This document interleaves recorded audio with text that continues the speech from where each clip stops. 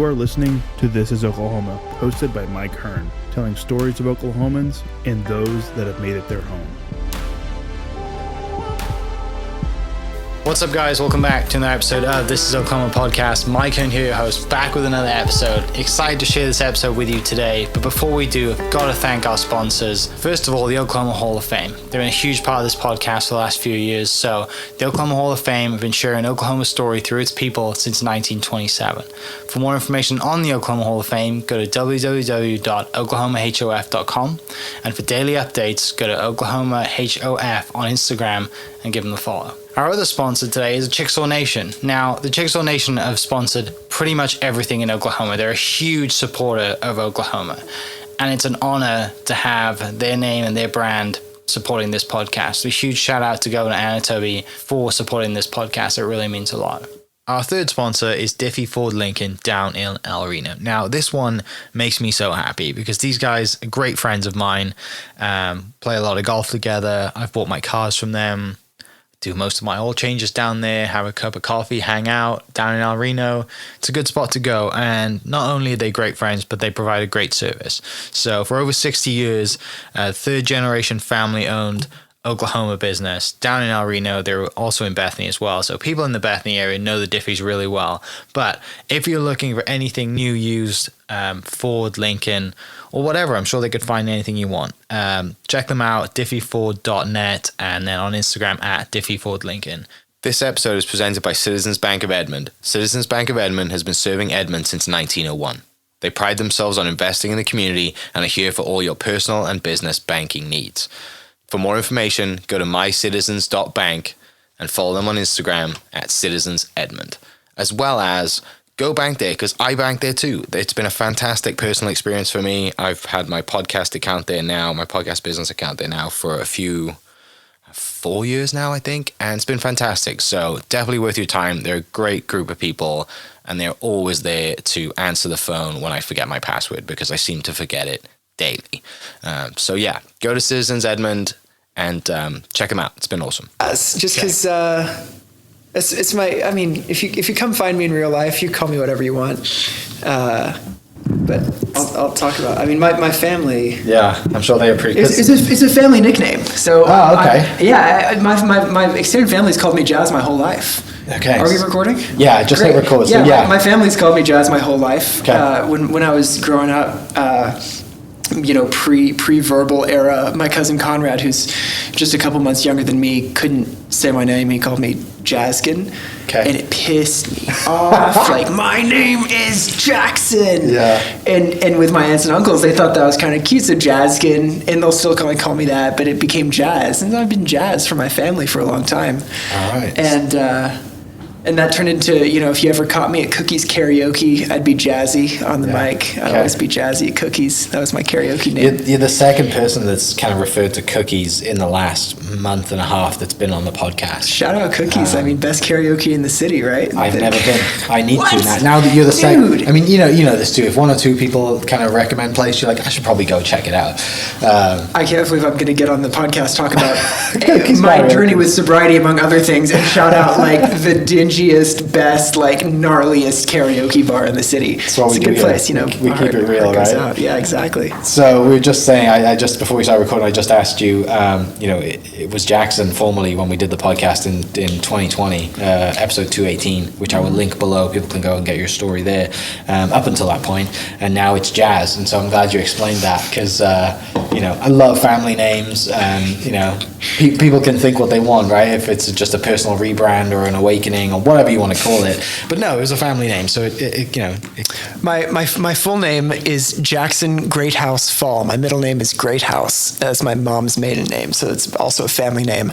I demoed out Greathouse for a few years. I don't know if I was going by the full three names last time we chatted, but You man, definitely mentioned it. I had so many conversations. People were like, "Oh, where'd you come up with Greathouse? That's such a funny name." I'm like, "No, that's my actual name." Yeah. So if you already think that I'm making up a name, I might as well just go by a fun nickname, right? Yeah. Right. So Jackson Greathouse Fall, kind of a mouthful, intriguing but confusing. Jazz Fall, 2 syllables, 4 letters each, lends itself to branding quite well, and that's good enough for me. Yeah, I mean, you could have gone full acronym and just gone JGHR, right? And just kind of monikered that. Yeah. Every item of clothing that you have in like a gold royale type of. Because that's one thing we did talk about in 2020 was the fact that I envy the way that you dress.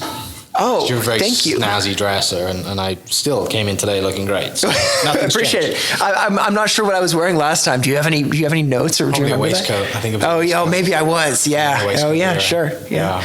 Toasty September. I remember we were at the West Village Apartments. It was a fun little sit down that we got to have. Yeah. Yeah, because there was no rooms available, and now we're in the Oklahoma Hall of Fame. Shout out to them because they're amazing, and I've been a great host, and I love coming here. I love coming here because I love bringing guests here, and you walk in and you're like, this place is amazing. I'm like, great. Boom. I'll show you around later. Yeah, I can't wait to check it out. This is awesome. Shouts out. They have an events venue too, or they are an events venue as well. So most people know this place because they've had a wedding here or a lunch or whatever it is. But yeah, fantastic building, great spot, and reach out to them if you want to have any event space stuff in the future.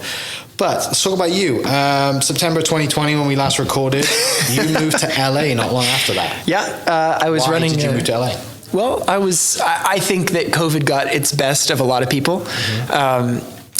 I apparently couldn't get enough of COVID because as Oklahoma was loosening its restrictions on lockdowns and whatnot, I decided to pack up the old Honda CR-V and the dog within it, drive a couple thousand miles down I-40 west to Los Angeles, unpack, move into my new apartment, and realize that it was like going back to March 2020, what it was in Oklahoma. They were very locked down on everything.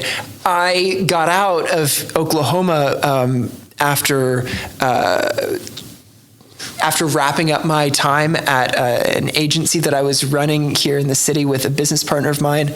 We'd been working on some branding projects locally. We wrapped up those. How do I want to say that song?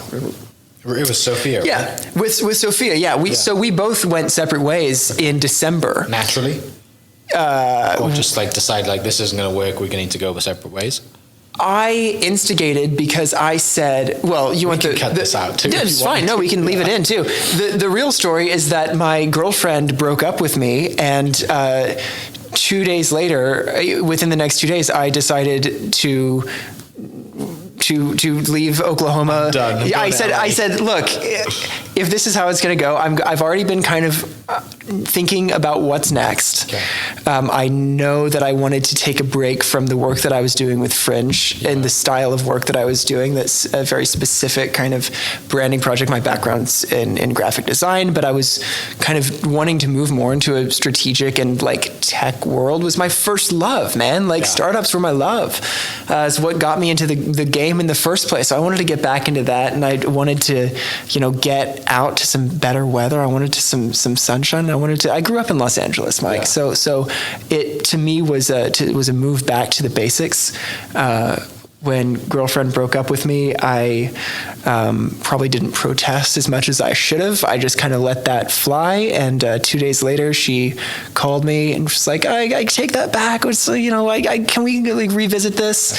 And I, on the phone, said, "Oh, I'm sorry, I'm moving to Los Angeles. I have a place and I'm leaving on this day." Yeah, I'm done. Which felt kind of great at the same time. Like, no ill will or anything. Everything works out well for everyone in the end. I ended up spending a little just shy of 1 year in Los Angeles. Okay. And as I'm telling the story to you, I'm realizing that the women in my life have significant influence over the decisions that I've made. How does this work? That another girl that I was dating said, "Hey, let's go to London over Christmas, and then we can go to Paris because I know you love Paris." And I said, "Great idea. Yeah, let's do that." Yeah. So we did. And then I got to Paris, and I said, "Hey, so you know about that us going back to Los Angeles to resume our lives? I'm going to stay here, actually. I forgot. I really am just going to kick it here for a minute." So I did that. And you'd already learned French at this point, right? Yeah, I spent a year in France when I was 15 years old. I did a study abroad. So I was just talking to my host mom earlier today. We were catching up. Yeah. I say host mom. She let me live in her house with her kids when I was 15 years old for a year. She deserves the title of mom for putting up with my antics for a full school year. Good Lord, man. Can you imagine? Yeah. So I already spoke the language. It was an easy kind of slip back into that. I've got a bunch of friends in France. It felt natural. My work was going really well. I'd been, I'd made a transition into working with tech startups, and I was doing some work that I was really proud of. Team was growing fast. This is spring of 2022. Okay. When the market was ripping, man. Yeah. And I think universally there was a kind of a battering we all took over 2023. It was kind of a tough year for a lot of different industries. 2022 was fun though. I was kicking it in France. My team was in New York. We had clients in mostly LA and New York, and was doing some really big. Got to see my work on a New York taxi cab for the first time, and got to see some billboards that I'd done, and it's cool to see that growth of work and to see your design that you've worked on in the world. Because that's what it comes back to for you, right? Like it's graphic design, it's startups, and no matter where you are in the world, you can still do that as long as you have an internet connection. That's right. That's what it was. Paris is a very indulgent city. Mike, I don't know if you've been before. I have. It's a very chill and leisurely city that lends itself to the notion that should you choose to rise at a late hour, and get up and greet the day with a walk along the river.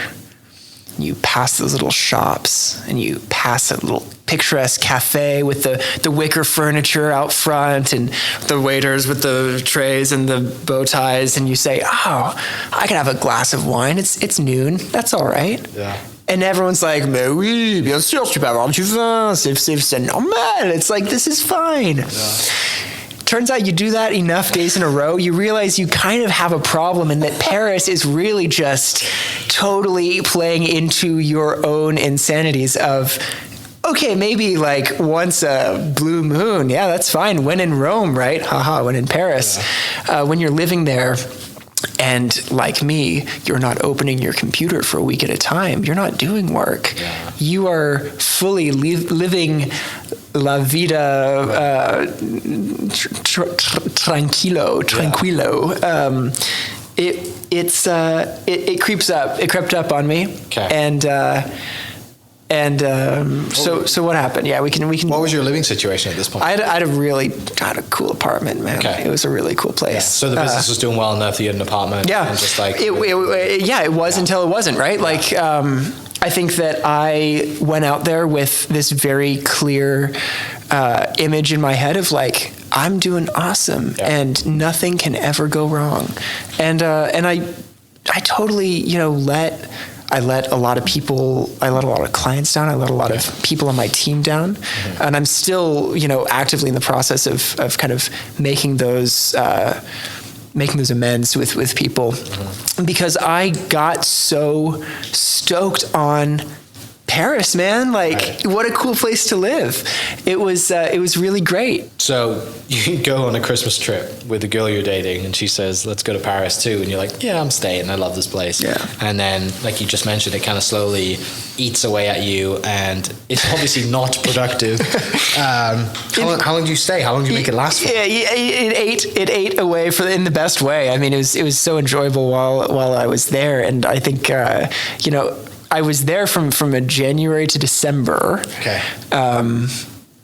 All the seasons. I saw the gamut of it. I saw it all. Yeah. What was the coolest thing that came to Paris in that time? Because you've obviously, were you there when the Rugby World Cup was there or not? I was there for the Football World Cup. Which was brutal. Crazy. It's brutal. I was at a little bar. My sister Alice was in town. She stayed with me in my apartment for a month and a half. Okay.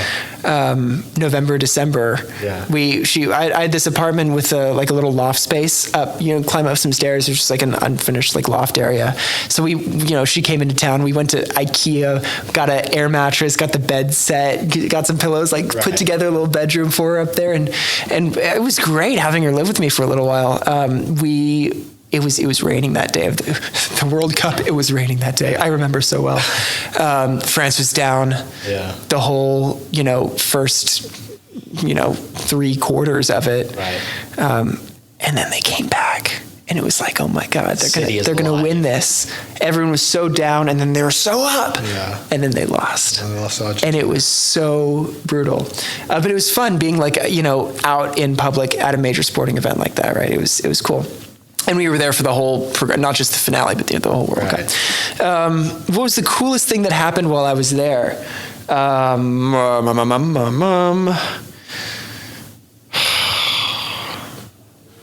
The truth is, okay, I have a fun story, and then I have the real story. Which one do you want The fun story is that one of my favorite groups is a French rap group called Eau de Zen, Okay. and I got to see them on tour 7 times in 1 year. I was like a little groupie, like I followed them around, and because of that, I got to visit a bunch of towns and cities in France that I would have not normally gone to. So I went to like Tours and Angers and Dijon and Toulouse and like all kinds of like cool places. In Dijon, I met this like group of kids in the front row. We were like, yeah, it's so fun, Eau de Zen. And I was like, hey, y'all are a great bunch. My birthday's tomorrow. Y'all want to come up to Paris and come to my birthday party? Yes. And so they did, and we still keep in touch. They're a great group. Meeting a bunch of people. I mean, speaking the language lends itself so well to, Especially being an American in Paris. yeah, everyone wants to be friends with the American. Yeah. And when I can hold my own in conversation, and I feel like I've got, I like to think I have a certain kind of a sense of humor in English. And I think that I have a completely different personality and sense of humor when I speak French, which is really weird for me to tread the line between both. It's cool though. I will always love France, and I will love Paris. I will love the time that I've spent there. I love the language. The truth is, I very quickly and suddenly, and in a way that I didn't think could ever affect me, fell into what became regular and destructive drug and alcohol abuse. And it started off as like, oh, this is fun. Paris is a party city. My friends like to go out. I like to go out. I like to be social, have fun. But I'm going out every single night of the week. And I was too involved with all of my own internal, world. I was too involved with myself to ever step back and look at, okay, there's going out on the weekends. There's even going out during the week, but every single night, going hard, running, because if I slow down to look at, myself, if I slow down to look at myself, I think I was too scared to, confront who I was and who I had kind of become in a lot of ways. I was losing track of myself in a lot of ways. So I came back to Oklahoma City because, and I hope it's okay if I speak candidly about this stuff on the show. I totally agree. What was that breakthrough moment before you came back to Oklahoma City? What was that darkest moment? There was no breakthrough moment. The breakthrough moment was, I'm going to go get a flight back to Oklahoma City because Alice, my sister, who was living with me at the time, is doing it, and I was on the fence. And I had some, I booked the flight on Chase Sapphire Points, so I got back to Oklahoma with the intention in my head of coming back to Paris. I kept my apartment there. Yeah.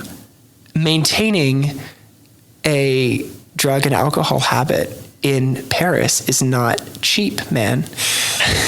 I'm sure. And when you are not doing any work and not really making any effort to further myself and in my career, to grow or to learn or to contribute or to nurture my creativity in any way, it quickly causes a feeling of a dry pit that I didn't want to look at.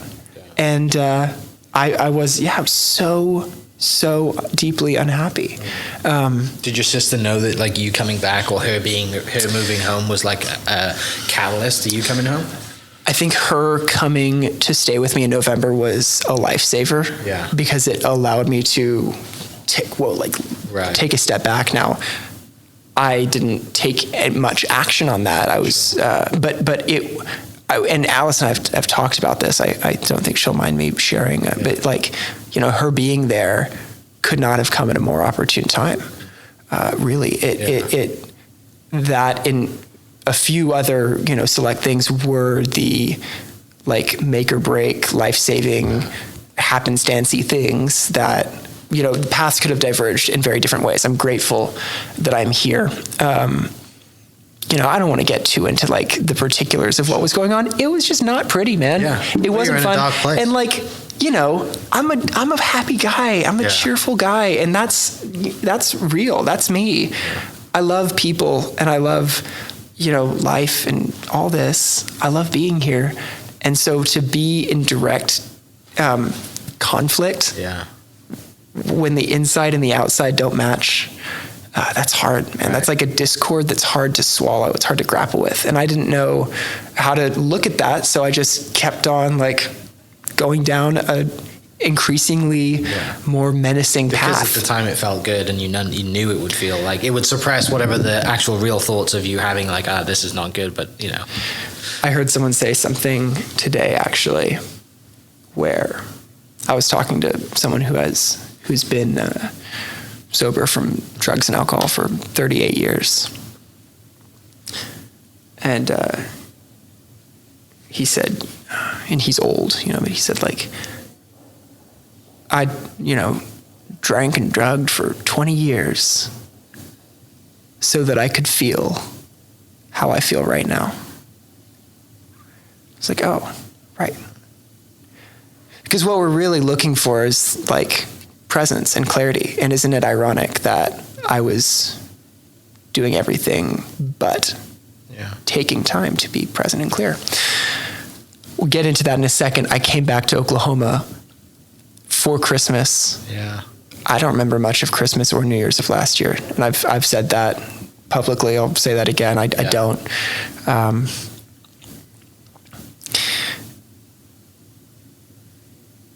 So I'll kind of keep the story going unless you want to space this out with another question or something. Well, my question was going to be, what did it feel like to come home? But you come home during Christmas, which is a very merry time to come home. Sure. It probably wasn't the best time for you to come home based on your current state. And no one knew. Like, you know, I love my parents and I have a great relationship with my family that I'm super grateful for. But, you know, everyone is so much... I think I can say everyone's happier turning a blind eye to certain things. When it's not, you know, like when it's not like something so drastic that you have to confront, a lot of the times I think it's easier to just pretend like something's not there. I'm guilty of that all the time. You know, in all manner of aspects of my life. You know, I think that we all do that to an extent. Like, we want to choose the lighter. This is like becoming a really dark podcast. I don't want to be so like. It's not going to be dark down, at the end though, because obviously you're here today and you're in great spirits. So yeah, there's a happy ending to this. There's going to be a lesson here, and I can't wait to get to it. So, December, January, February, March. You're still in Oklahoma at this point? I'm here. Living at home? Yep. Okay. Yeah. That must be hard, going from like living the life in Paris and then going the path that you went on to come back to Oklahoma after being in LA, Paris, and then it's like, you know. It was weird. I don't really know. I wish I could tell you what was going through my mind more. Like, I really do. So I still had my apartment with a bunch of my stuff in Paris. I had not gone back to vacate it. I'm sure there were people out there who very much wished that I would vacate it, but I didn't. I didn't end up going back until April. Yeah. At which point, I got all my stuff and vacated my apartment in Paris. But even that was weird and kind of jarring experience. It was a very, very surreal. I was in Paris for 24 hours. Wow, you went back quick and just like, I can't be here long enough. I'm going to go and get this over and done with and jump on a plane. Okay. Thankfully, I had a good friend who came down from London with me. So we were staying at his flat in London, and we both... we fly down? Or we take I guess we've taken the train before, but we flew down that time. Do you feel like you closed the chapter there, though? Had you started the sobriety process, or the Nope. sobriety process? It's a tough one to say. At that point, or not? I didn't know that sobriety was an option until March or April. Yeah. I was working on a design project with a friend of mine who brought me in to the project and had shared with me similarities of something we were doing to a 12-step program that he had worked. And I had no idea. I just knew that every time that we had hung out in LA, he drank iced tea. Yeah. I didn't think anything of it. And it was like over this Zoom call when he offhandedly mentioned that this had like affected his life. Now I'm in Oklahoma City in March.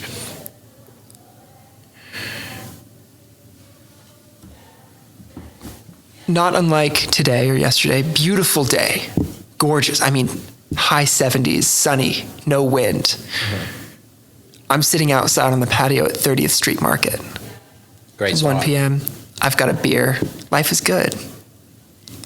We're on this Zoom call, and he tells me about his experience with his own sobriety, right as I'm like, and I kind of freeze. And in that moment, I had this like, oh, I'm totally having a beer on a work call at 1 p.m. on a Tuesday. Yeah. Oh. And I put it out of frame. I took my glass and just kind of slid it away. So you'd think, oh, and then I explored more about, what this could mean. I did a little bit of research on my own. And I made the decision that it was time for me to stop drinking. False. No, I didn't do a damn thing about that for another 6 months. I proceeded to deny that, even though I knew, and I can tell you, I knew the second that he told me that, it was like someone had just shone a light in my face. Yeah. And I was like, oh, not only does this apply to me, but this is where I'm heading. Like, this is the path that I'm going down. Okay, I knew that. Meanwhile, every ego, rational, irrational, every conscious part of my mind that is entangled with this identity of Jackson Fall that I've created for myself said, pump the brakes, buddy. How are you gonna, you wanted to go to culinary school. How are you gonna be a chef if you can't have a glass of wine at dinner? And you love hosting people for, dinner parties at your apartment. How are you gonna do that if you can't serve them cocktails? And how da-da-da-da-da-da. And oh, you love, part of your work is entertaining clients. What, you're not gonna have a martini? Your logo for your agency is a martini, idiot. Like, this is me talking to myself. And then I go, oh, the logo for my agency is literally a martini? Like, what? My Twitter bio for my agency was the champagne design and graphic drinking studio of Jackson Fall. Oh my gosh. It had been casual alcoholism had become so ingrained in my own identity of who I was. Yeah. I just never wanted to look at it or think about it. I was normal. Yeah. In the world that you're in, you're normal, right? The advertising world that you're in, that's normal. But I've talked about this with a few friends who are also in the advertising world, and we've just all come to the agreement that we're retiring our jerseys. We've graduated to Hall of Fame, Oklahoma Hall of Fame. Yeah. With all seriousness, my self-preservation ego mind, I think that I approached it from an angle of self-preservation, because I was like, I'm not ready for the complete catastrophic deconstruction and I don't know. Hopefully reconstruction of something of who, like, am I losing myself? Yeah.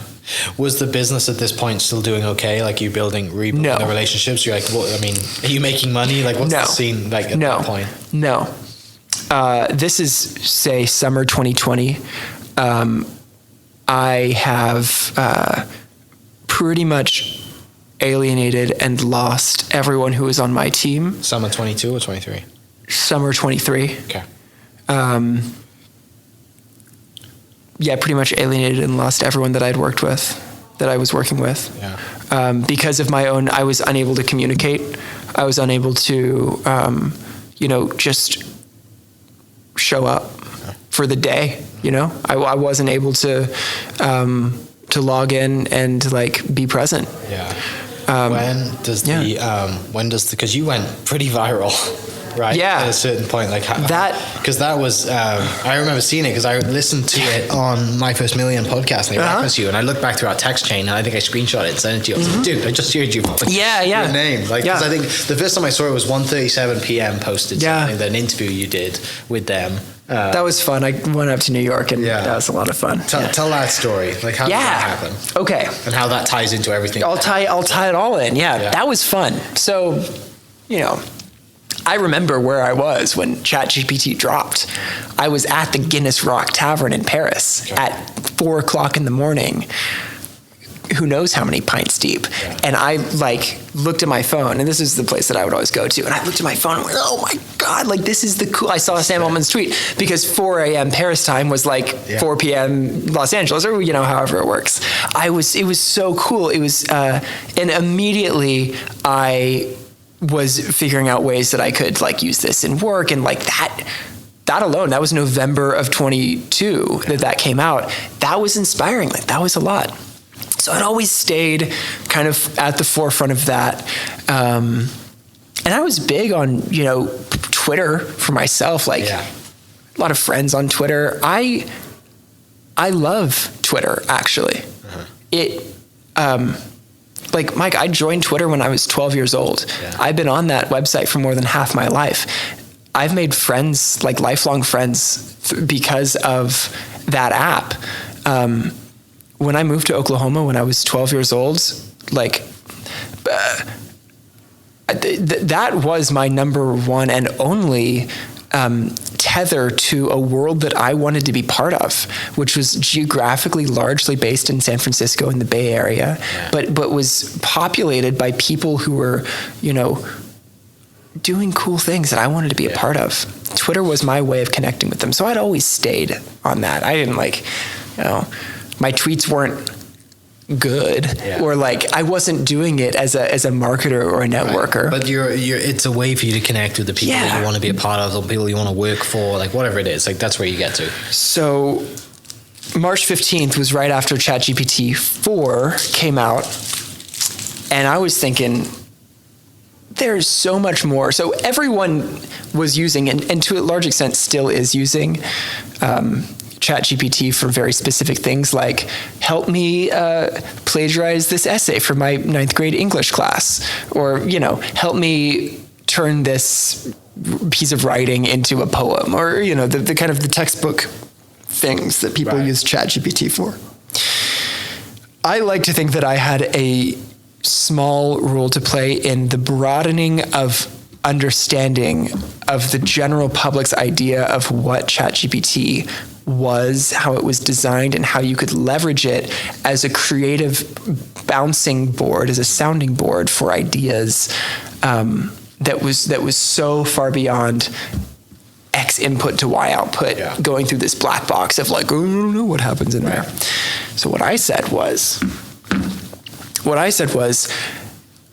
you are Hustle GPT. You have a budget of $100 that I control, but I will allocate it however you choose with the goal of making as much money as possible. Mm-hmm. So whatever you tell me to do, I will go out and allocate that money, and then I'll update you on what happens from there, and we'll just keep posted. So I thought, well, what am I going to do? I'm going to live tweet this, obviously, because that's funny. What a silly little idea, Because the upside is very good. Could be. Yeah, if you stick through it. Like if you actually did that, so spoiler alert, it works, you know, like it because to an AI language model,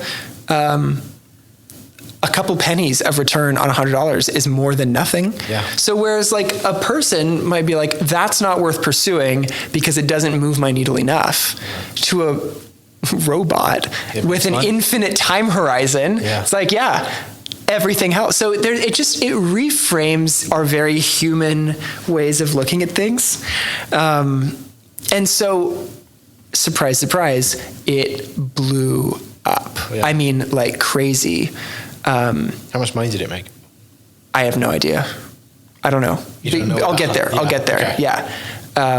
It wasn't, but it was so quickly not about that. Yeah. And that was my stumbling block. And my ultimate point of failure was that I felt like I had to choose between suddenly being the AI person or actually just like ignoring all the noise and doing the thing that I set out to do. It got like 25 million views in a few days. I got about 130,000 followers on Twitter in 48 hours. It's insane. It's nuts. I mean, no, like that's unheard of. Yeah.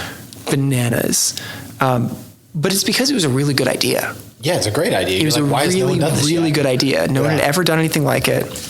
And what ended up happening was thousands of people did their own ChatGPT, Hustle GPT challenges. And a lot of people stuck to it. Well, stuck to it. Failed, sure. But like, who cares about the people who failed? Because like, you didn't really lose any money. It's not like you deposited $100 into your ChatGPT account and it's gone.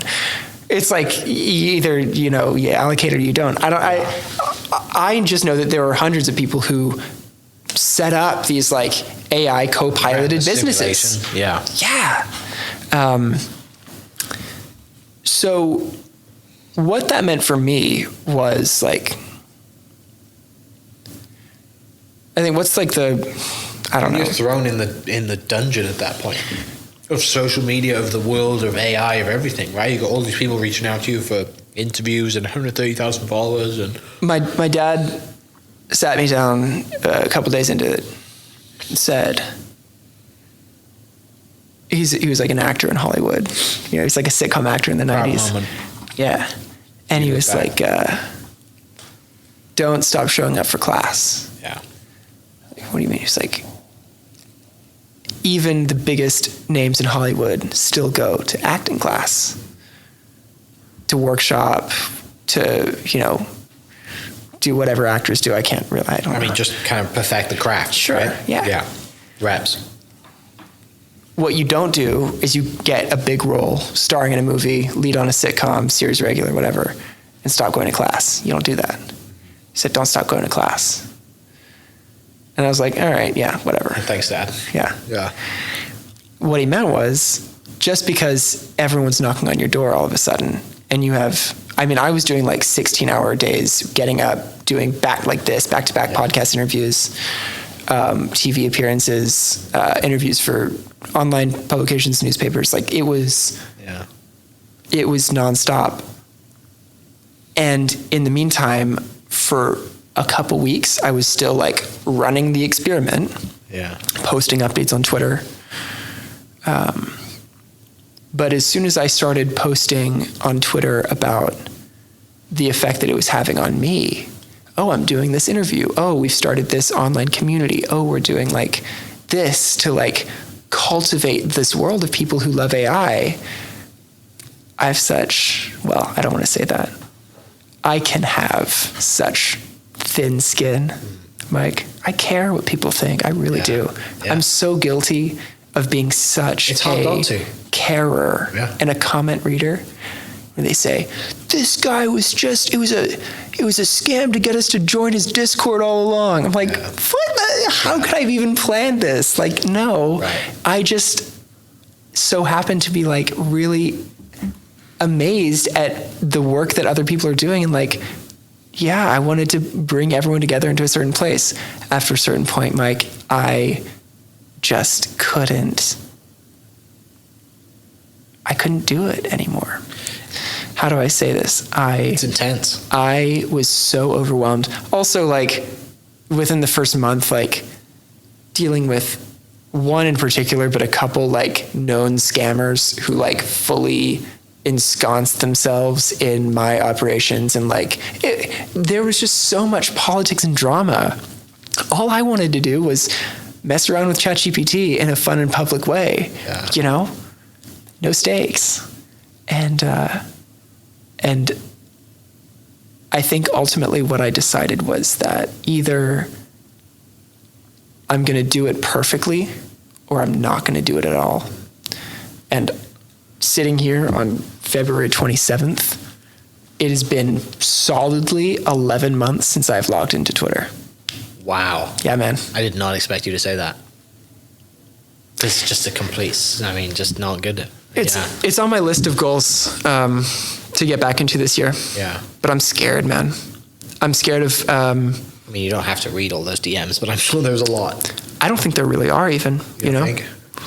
I don't know. Maybe there are. Like, who cares, though? Who cares? Doesn't matter. I think... it's best you don't read them. Probably.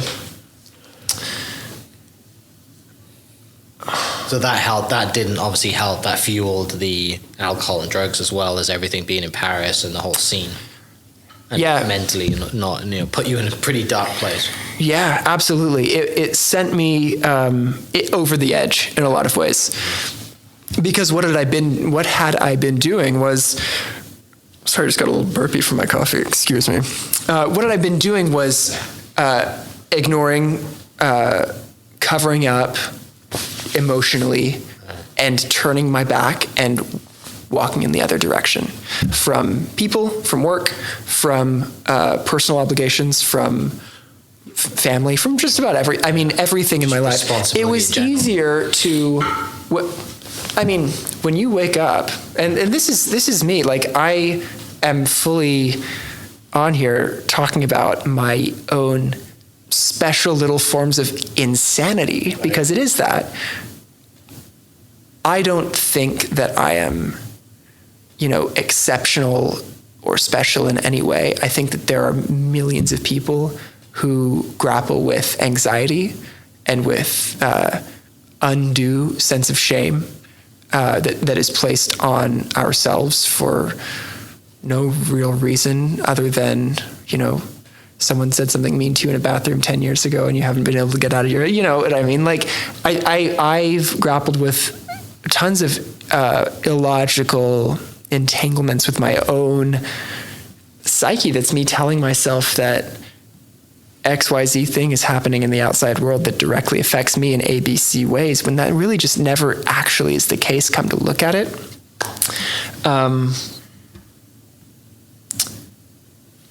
But every morning I would wake up with a baseline anxiety level, Mike. Baseline. Just wake up, it's on. Yeah. And so, welcome to a day in the life of Jazzfall over the last 5 or so years, 10 years. It's wake up, go back to sleep, man. Because no one wants to deal with that. Yeah. So I'd start off the day on a real negative note, which is just ignore. By the time I was finally out in the world, looking at all of my obligations and work that I had piling up, people that I had to respond to, people that I really wanted to respond to, but I thought, well, I didn't call them back yesterday. And now it's been another 24 hours. Think about how much more upset they're going to be with me if I call them back now. It is no different, Mike, than my 10th grade English class when I didn't go to class one morning. Yeah. And the next day I was like, well, I didn't go yesterday, so I would be really awkward coming in today. And then I never went back to that English class. Like, seriously, like this runs deep, man. Like, this is a personal insanity that I've grappled with my whole life. So I was just in ignore, and run in the other direction mode. And I'd been in that mode in some way, whether it was 10th grade English or 2024 or 2023 AI aftermath or 2022 in Paris with my clients. It was a pattern that I was so tired of trying to stay ahead of, because You can't. It was it was just impossible for me to pretend like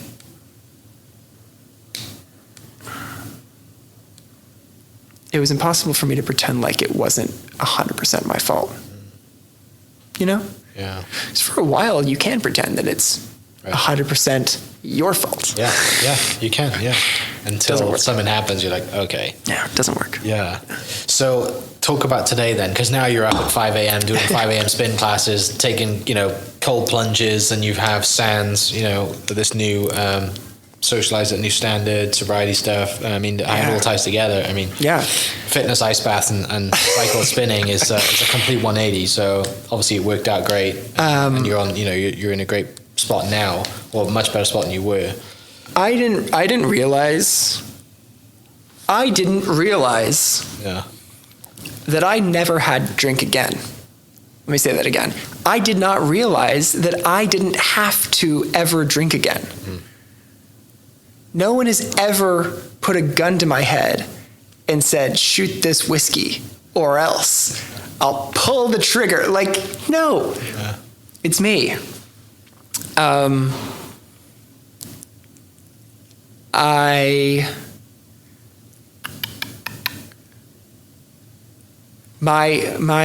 Let's see, how do I want to say this?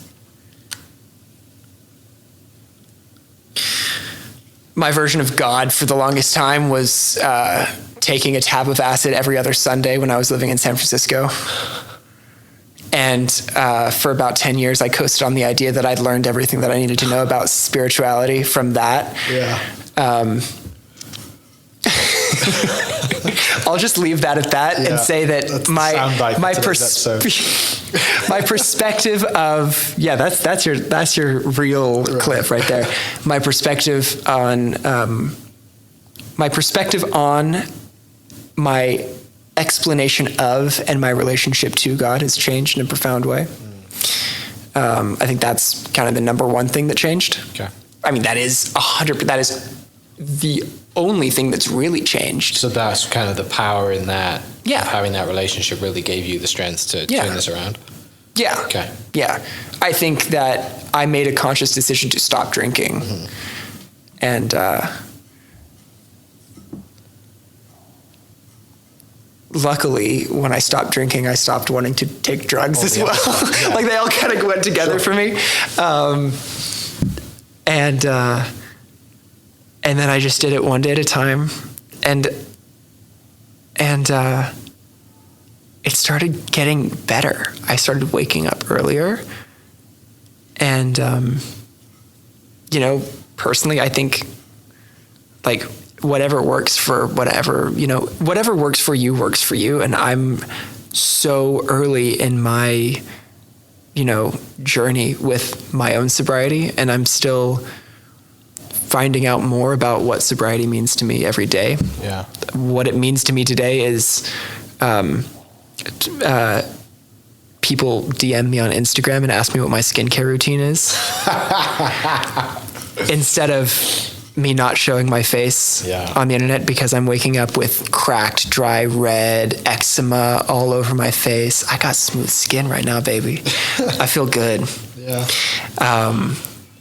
It means waking up, not just with the sun, but listening to birds chirping. Like that was the first thing I heard this morning when I woke up. Before my alarm, I heard the birds chirping. Because it's nice out in Oklahoma right now. I sleep with the windows open, but I heard the birds chirping.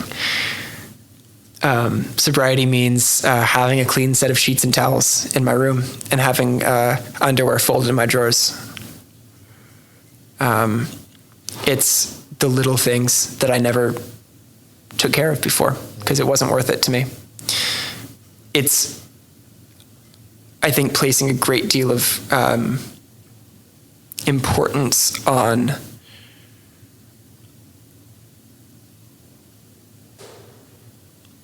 putting a great deal of importance on washing that one plate that's in your sink. Dude, and picking up that one sock off the floor. Yeah, it seems so simple, right? But Kind to, of is. I mean, but to you, like Yeah. it's monumental. It is, right. To the rest of the world, it's like, oh, why would you not pick that up, right? Right, 100%. But to you, it's like, no. Yeah. Because if I don't, that could be the catalyst. It that leads to spirals everything, else. yeah. Because I like think- you said in your mindset earlier, what you explained of like, hey, if I'm going to miss one class, I might just miss them all. Boom, Right? exactly. Right? That's what it Exactly. is in your head. Exactly Yeah. that, Mike. Yeah. That And was that's good not too, your because I fault haven't either. ever connected that dot until right here, right now. That's totally it. Right. So it doesn't matter what it is. Mm-hmm. It's just the fact that if you don't do that, then that snowballs into not doing a bunch of other stuff, which that's the important stuff, is the other stuff you forget to do or don't do. And on the inverse side of that, if I have one beer at 2 p.m., there's no telling where I end up by 2 a.m. Right. You know, it's a 1 to n, a one to many pipeline where I'm still getting my life back on track in so many ways. But I wake up and I have the opportunity to take paths to make choices. Like, I am faced on a conscious level multiple times a day, as we all are, I think, with either do this easy thing or do this slightly harder thing. And I can't tell you a single time before deciding to get sober that I ever did the slightly hard thing. Ever. I never would have done it. Ever. Full stop. Doesn't matter what it was in regards to. Not doing it. I was taking the easy way out, the lazy chill, whatever's softer and easier, that's for me. Yeah. Everything. Because I didn't realize that there was any benefit Yeah. to doing a hard thing. What is the benefit to doing hard things? I was watching a guy sketching in a notebook, and he was like spending 5 minutes on this. He wasn't moving his fingers more than a couple inches back and forth. But then he like zooms back, and those little details were making the whole picture. Meanwhile, I sit down at my sketchbook and I'm going like this, big strokes. And I think there's a balance in a you know, there's a balance and a line to tread in both of those approaches. And I think that there's a balance in all of those things. What am I trying to say though, Mike? What am I trying to say? Value in doing hard things. Yeah, I don't know what that value is yet, but I mean, that's okay. But I don't also know. like for you, I mean, and for me, the value I get out of doing hard things is that if I've done something once, I know I can do it again, right? And so if I've jumped into an ice bath for 3 minutes, that seems like the worst thing to do for 10 seconds, and you get through that, and you're like, I can take breaths, and I can get through this.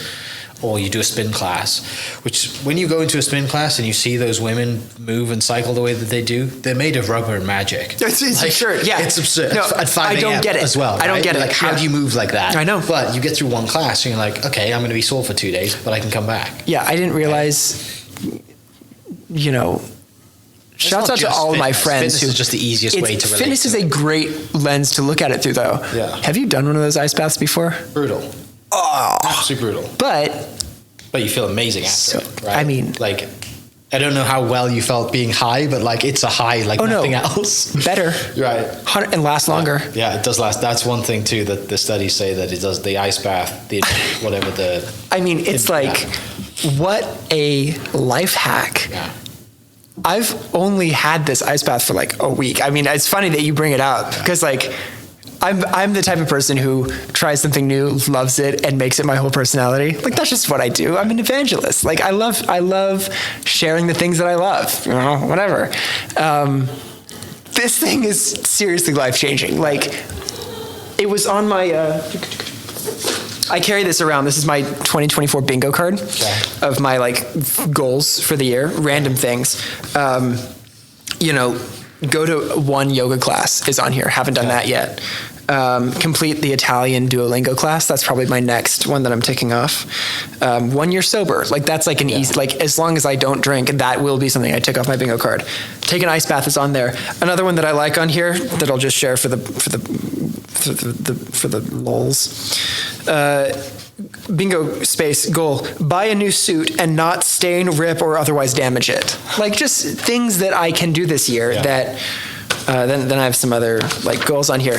But I loved that take an ice bath was one of the things that I randomly wrote on my bingo card on December 31st of last year. Yeah. Printed it out, and I had the opportunity to check off this very simple yet to me meaningful goal. You know, is that something you've done every year? No, hell no. Come on, man. I have not had the desire nor capacity nor wherewithal to maintain anything like a goal. Whose idea was that? Where did it come from? This is all shout out to my friend Grace Clark, who is one of the most brilliant creative strategists in the world. She's a branding powerhouse. Okay. If you see Grazia, the olive oil that you squeeze. I'm not a fan of olive. I mean, no, but you know the brand. You don't. I don't. Okay, you don't. You're not the target demographic. She popularized and helped market a very successful olive oil. People listening are screaming down at their phones now. They're like, Mike, how do you not know what that brand is? Yeah. What am I saying? Grace publishes a an annual goal setting and planning guide that is like, I mean, I'll send you the link so you can put in show notes or something. Yeah. It's like, it's not too late to fill it out. We're only in February. Doing that so it's a 4-day workbook that she just put out for free. And it's like, you do it on the 4 days leading up to New Year's. And it has changed my entire perspective of how I approach my work on a quarter-to-quarter basis with like scheduled, like, it's just good, man. It's super, super helpful. Yeah. Leading into that then, has that, I mean, I assume already understand and know the answer to this, but how is the impact on your business after this? I mean, it's just... Doing hard things now, challenging stuff, running at something instead of running away from something, from a business perspective. It's night and day. Yeah.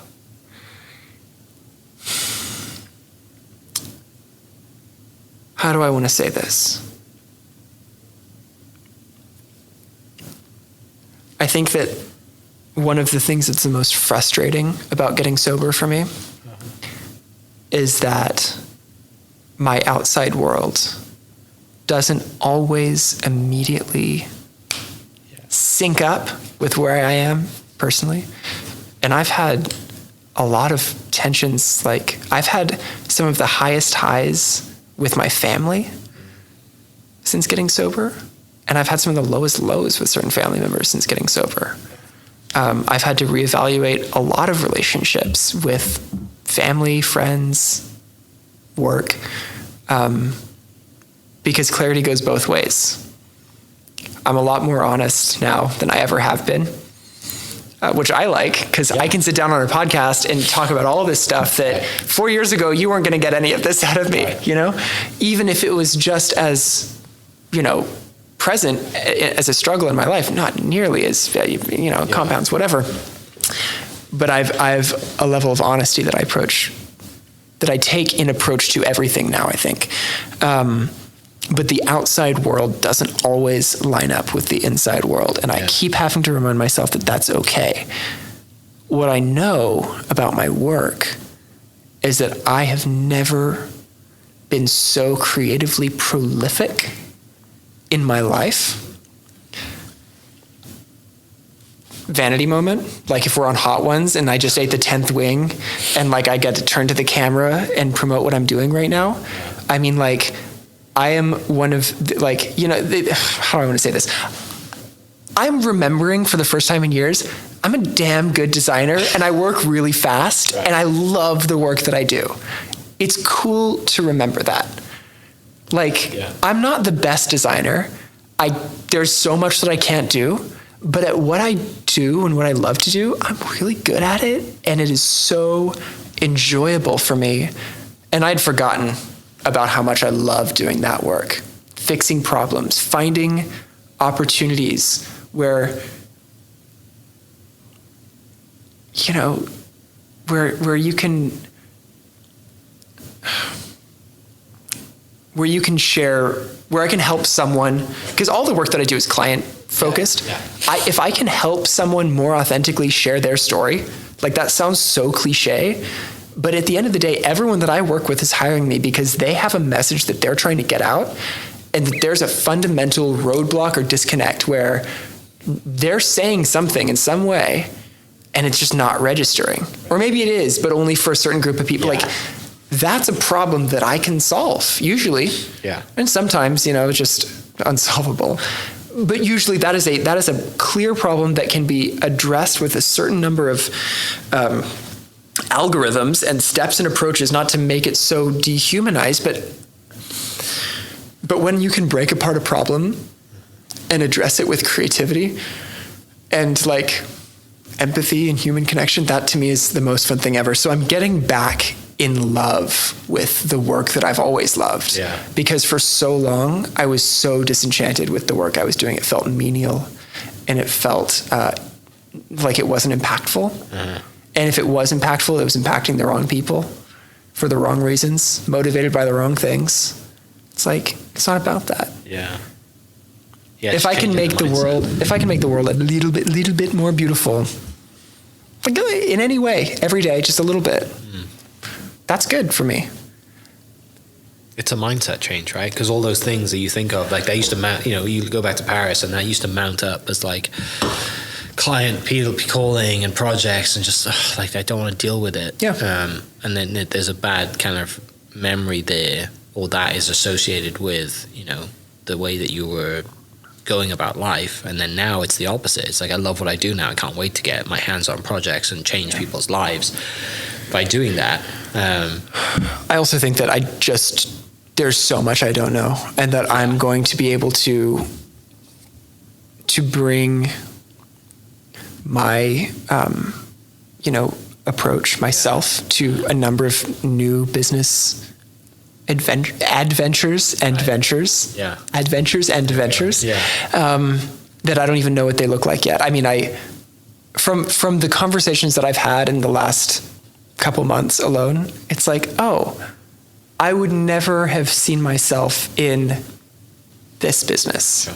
As an owner and operator of something that is so remotely removed from everything that I had, again, wrapped up in the ego and the sense of self and identity. It's like, this is who I am. This is what I do. It's like, branch out, learn something new. Yeah. I'm allowing myself to learn new things, and that's nuts.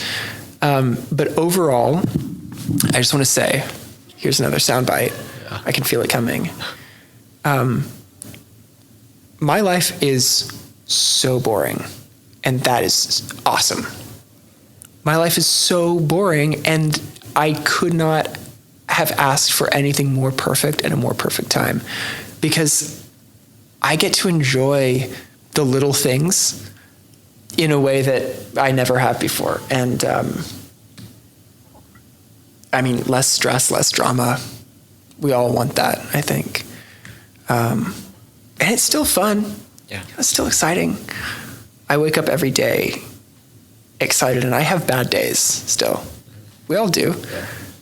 And it's so cliche. I can't believe I'm about to say this, but I'm going to say it. My worst days are better than my best days from before. It's true. Yeah. It's so true. My worst days are better than my best days from before. And it's like, where am I at? 148 days? That's nothing. Right. I got the rest of my life ahead of me. I'm learning more every day. I don't pretend to know anything about this. What do you think about that conversation you had with the old guy, right? He's like, I've been sober for, 38 years. 38 years, right? Yeah. Yeah, I got a long way to go, but I know it can be done.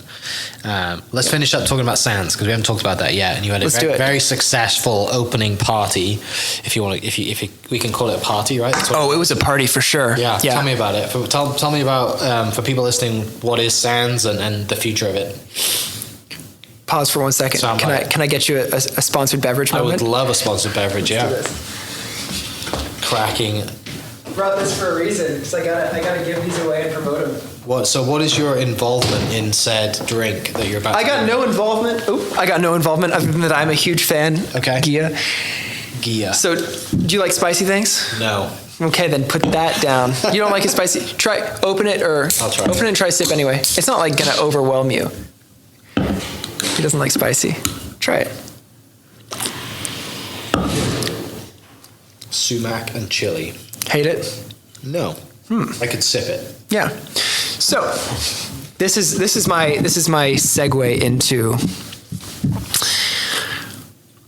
loss of identity, mourning my past life. Who am I? Am I ever going to have friends again? Will everyone hate me? Does everyone already hate me? Am I a genuinely detestable person, or am I just a drunk? I don't know. Figuring it out. Yeah, so I was really lucky to reconnect with some old friends of mine that I knew from middle school, high school days.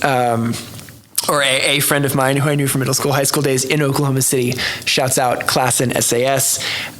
She is also sober, and we were talking about, there are all these cool, like, mocktails and non-alcoholic beers and, like, alcohol-removed wines that are actually very decent. And, like, there are so many people who are innovating, truly, in the flavor space of drinks that, you can look at it in the way that, like, alcohol is a dominant flavor profile. And when you remove alcohol, you're opening up a gateway to a lot more flavors that can come through on something, simply. So, like, we're like, let's host a little mocktail party, have some people over. We can get some, cool canned drinks. We can make our own little syrups and spritzes and things. It'll be fun. And then I'm like, but this is you. Branding mind. Yeah. Like, all right, but what if we did it at a venue and we gave it a name? What if we called it Sans, right? That's French for without, but like Sans, sans serif font, I don't know, whatever. Yeah. Sans, without. What if we did a whole evening where the idea was that we can connect more without alcohol, that we can live more without. It's like more without. There's something there. Yeah. And then kind of nailed in the coffin when we thought, okay, well, we could also just raise a bunch of money and give it to a nonprofit. That's right. Like, that's cool too. Yeah. So off to the races. In 30 days, like we put up an Instagram account, started making Instagram reels. We've reached like 11,000 accounts in under 30 days. Like, it was just like, but it's what you do. But it was also this confirmation of, people really want the option. Yeah. People just want the option. Because right now, like, I'm perfectly fine to a point ordering bitters and soda, or club soda and lime, or a Coca-Cola on occasion, But it gets so boring after a while. Like, what? Maybe it is that restaurants and bars don't realize that there are better options out there. Yeah. They don't, because they get a Pepsi contract or a Coke contract, and then they have their sodas, and that's it. Maybe. Right?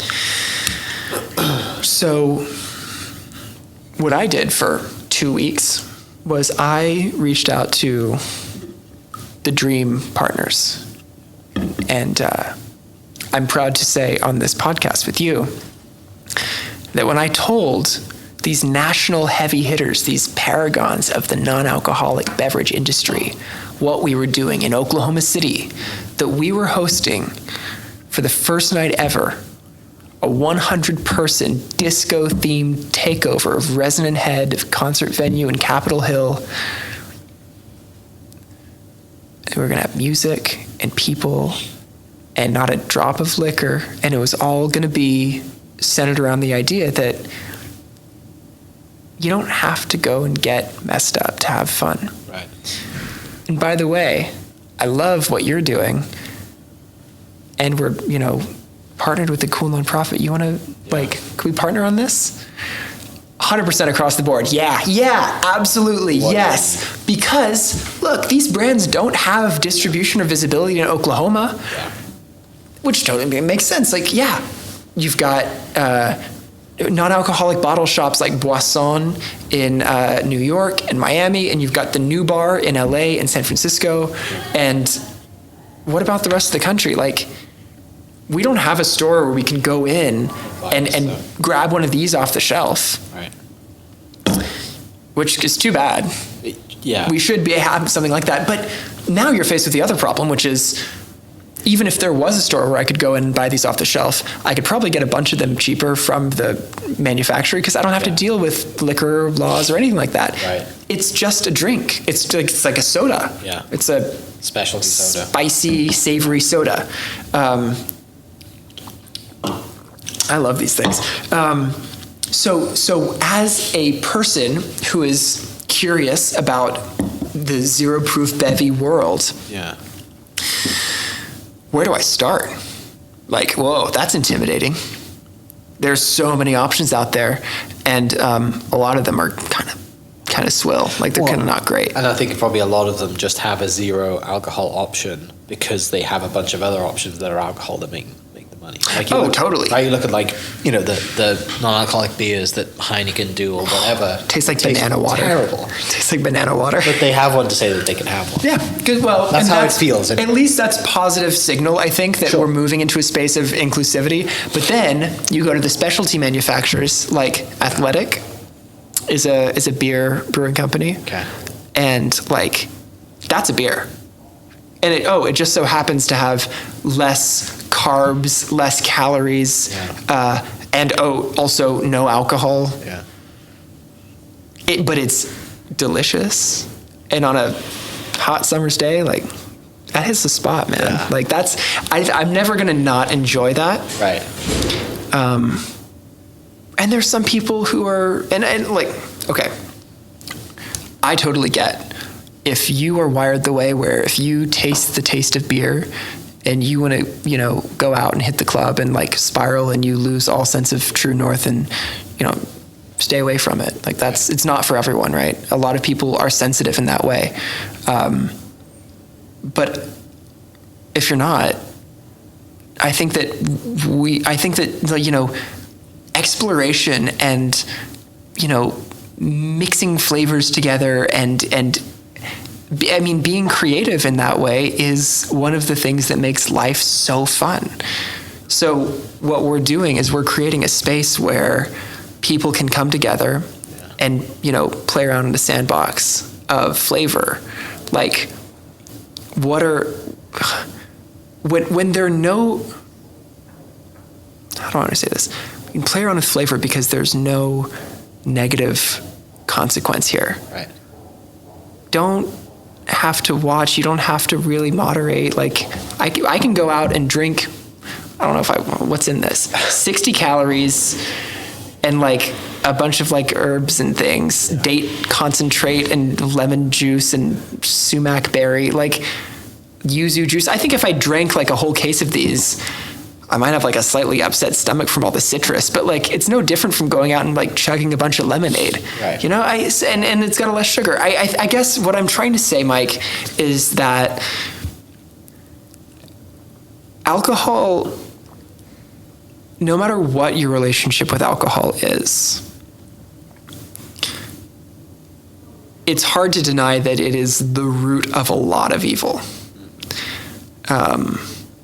When I was in Paris, one night I fell off. I was, drinking, and I fell off one of those Lime scooters, and I shattered my elbow in 3 places, and I was in a cast for months. And wow, any that's not fun. Any wiser man would have stopped drinking then and there. Yeah. But instead, I just took a weekend off. Happened once, not going to happen again. It didn't happen again, thank God. But my elbow's never been the same, and it probably won't ever be. That's that socialized medicine for you, which we can get in. You get what you pay for, exactly. And I love the free treatment. No, I just think that, so much harm. I have caused so much harm to myself and to people that I know and love. Yeah. And don't know and don't love and everywhere in between. But indirectly, directly, meaning to, not meaning to. And alcohol's been behind that, what's the other cliche? It's like,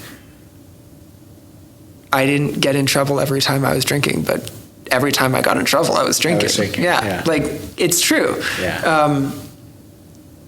There's a better and more fun way. And I love, like, the designer in me and the marketer in me loves partnering with amazing founders. Like, a lot of these brands are small teams, like 5 to 20 people. A lot of them are like female founded, like minority founded, like they're based in Portland and have distribution in a few cities in the West Coast and have never been to Oklahoma. We had a beer that was from Chicago that had never been in Oklahoma. Yeah. For me, if I get to turn people on, like with the ice baths, right? Like, I'm a promoter, I'm an evangelist. Like, I love the things that I love, and I love bringing people into that world that I have. Because, I don't know, if something really works for me, maybe it'll work for someone else. And it only needs to work for one person for you to make an impact, right? Yeah, right. So we hosted our first party in early February. It was a huge success. We sold out. We partnered with Remerge of Oklahoma. It's an incredible nonprofit. Donated all the proceeds from the event to them. We got a boatload of amazing drinks donated. We got a venue donated. People latched on. Saw the photos, dude. It looked like you had a blast. Did you see what I was wearing? Yes. Oh, man. It looked like full Blades of Glory. It was sick. It was totally Blades of Glory. Yeah. Owen Wilson and Blades of Glory. It was sparkles from head to toe. I had a pearl. I was wearing a pearl neck piece. I don't know how you call it. It was a lot of fun, though, and people had a lot of fun, I think. So we're going to keep doing events. That's something that I can promise for Oklahoma is we're going to keep doing events.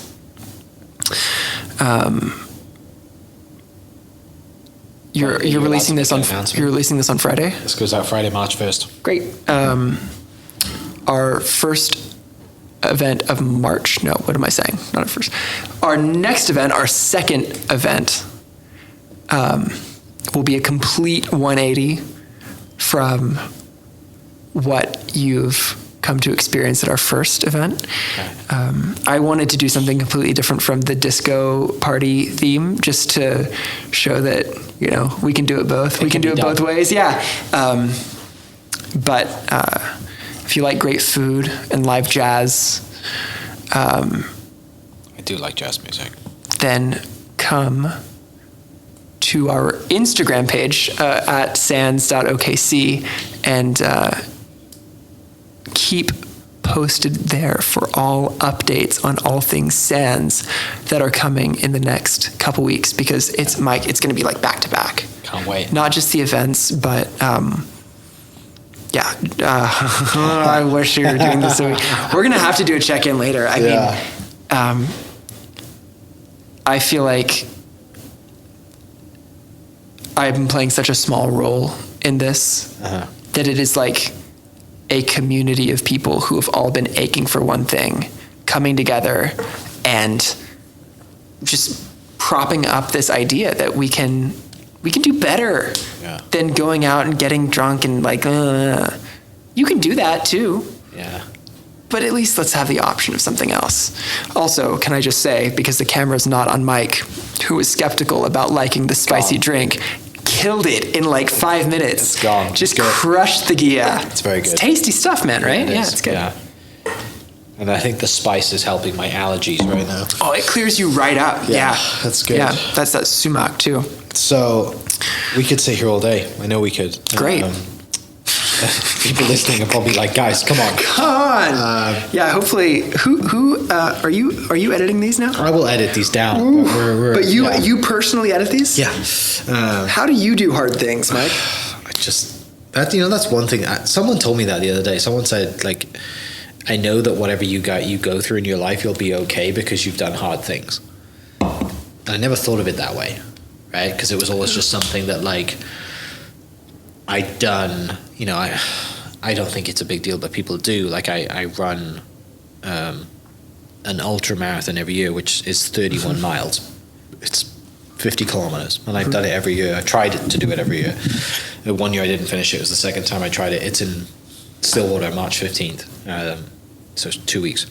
And, like, to me, yeah, it's hard, but it's more of like an inner mental battle more than anything. I think running is an inner mental battle, most things. But not just that, like, I find strength in doing hard things, but it's only because I know that, like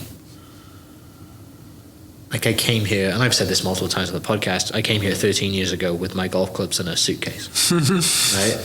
As much as it probably wouldn't be fun to go back to that, I have power knowing that if I went back to that, I'd be fine, right? Yeah. And so, like, Do I it once. kind of draw power from that, but also, like, I generally don't worry about it a lot. Try not to, because you can't do anything about it.